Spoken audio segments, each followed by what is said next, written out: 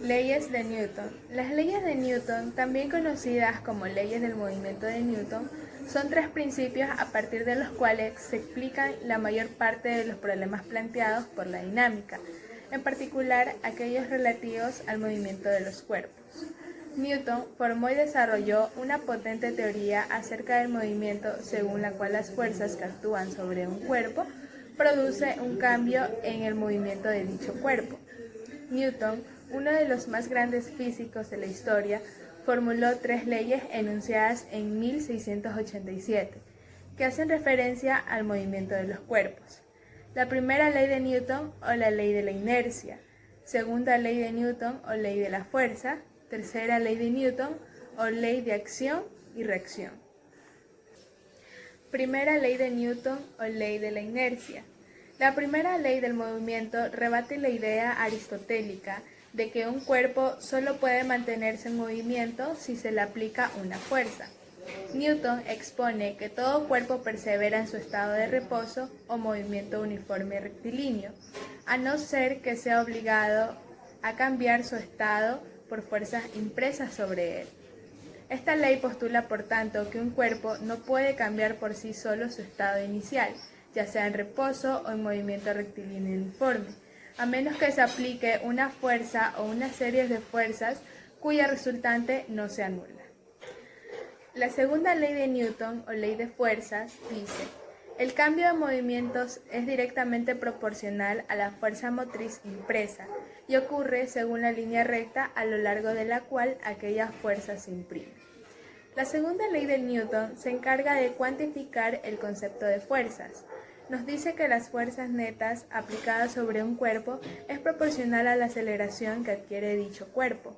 Tanto como la fuerza y la aceleración son magnitudes vectoriales, es decir, tienen además de un valor, una dirección y un sentido. De esta manera, la segunda ley de Newton debe expresarse como fuerza es mayor a masa por aceleración. Tercera ley de Newton o ley de acción y reacción. La tercera ley de Newton establece lo siguiente: siempre que un objeto ejerce una fuerza sobre un segundo objeto, éste ejerce una fuerza de igual magnitud y dirección, pero en sentido opuesto sobre el primero. Con frecuencia se enuncia así: a cada acción siempre se opone una reacción, igual pero de sentido contrario. En cualquier interacción hay un par de fuerzas de acción y reacción situadas en la misma dirección con iguales magnitudes y sentidos opuestos. La formulación original de Newton es: con toda acción ocurre siempre una reacción igual y contraria. Quiere decir que las acciones mutuas de dos cuerpos siempre son iguales y dirigidas en sentido opuesto.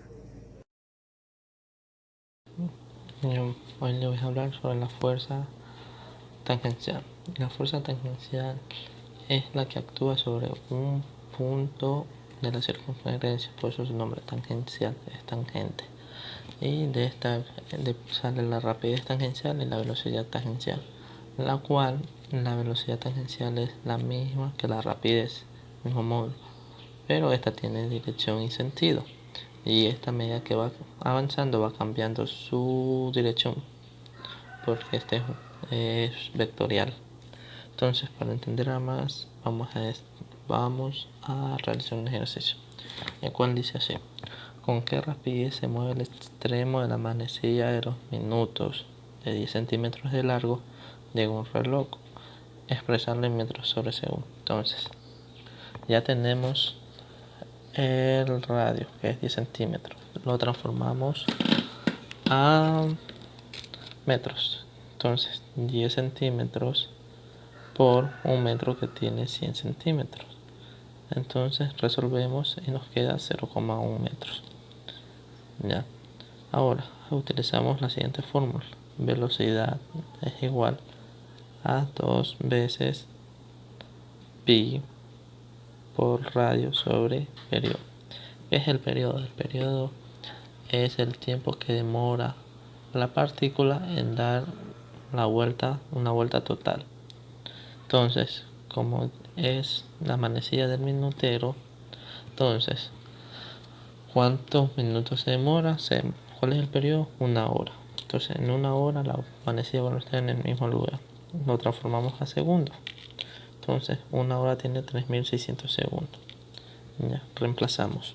Entonces la velocidad nos queda igual a 2 por 3.14, que es pi, por 0.1 metros. Todo esto sobre 3600 segundos. Entonces nos queda como velocidad, nos queda como 1.74 por 10 a la menos 4 metros por segundo. Esa es la rapidez con la que se mueve la manecilla del minutero de 10 centímetros de largo. Para realizar el ejercicio de fuerza centrífuga debemos saber qué es la fuerza centrípeta antes que todo.